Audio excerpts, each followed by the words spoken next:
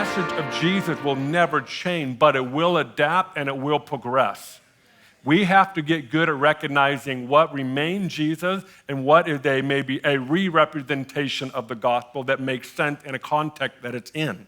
This is found in the book of Acts. By the time you get to Acts 15, the Jerusalem council, the leadership doesn't know what to do because the message of the gospel hit a group of people they were not planning on it hitting. They were like, whoa, why are the Gentiles experiencing what the Jews are experiencing? This was not meant for the Gentiles. Well, obviously, they didn't get the message from God that this was actually going to affect all of humanity. So Acts 15 comes around. I know I'm butchering a little bit, so just bear with me. Acts 15 comes around. They call a leadership meeting, a council. And they said, why this isn't working? Because the Gentiles don't live like we do as Jews. They're not keeping all these things in place. But yet, they say they're experiencing the Holy Spirit. And in the middle of this council, Paul and Barnabas come cruising in and say, yeah, we saw it for ourselves. It's the craziest thing in the world. This is what's happening. Their testimony silenced the council. The council said, well, we can't argue with that.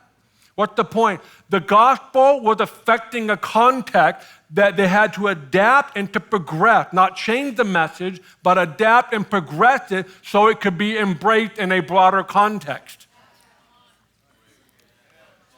And so they wrote a letter. I think the letter was actually kind of funny. It said, if you could at least do these things, which is really funny.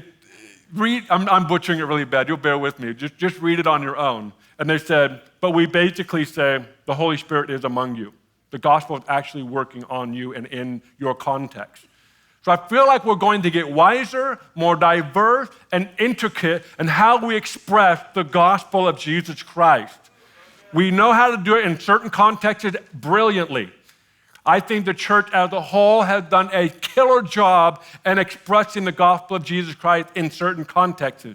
But there's a lot of other contexts that are still under the domain of the world, if you will. So we're going to have to learn how to get wiser, more diverse, and intricate. When the gospel enters that context, we have to be prepared to go, okay, what do we make sure stays the pen?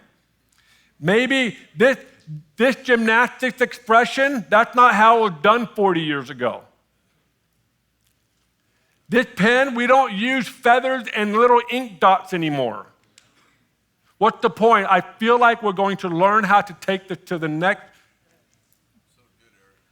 something. But it does require adaptability and progression. So let's not be so scared of it as long as Jesus remains the main message.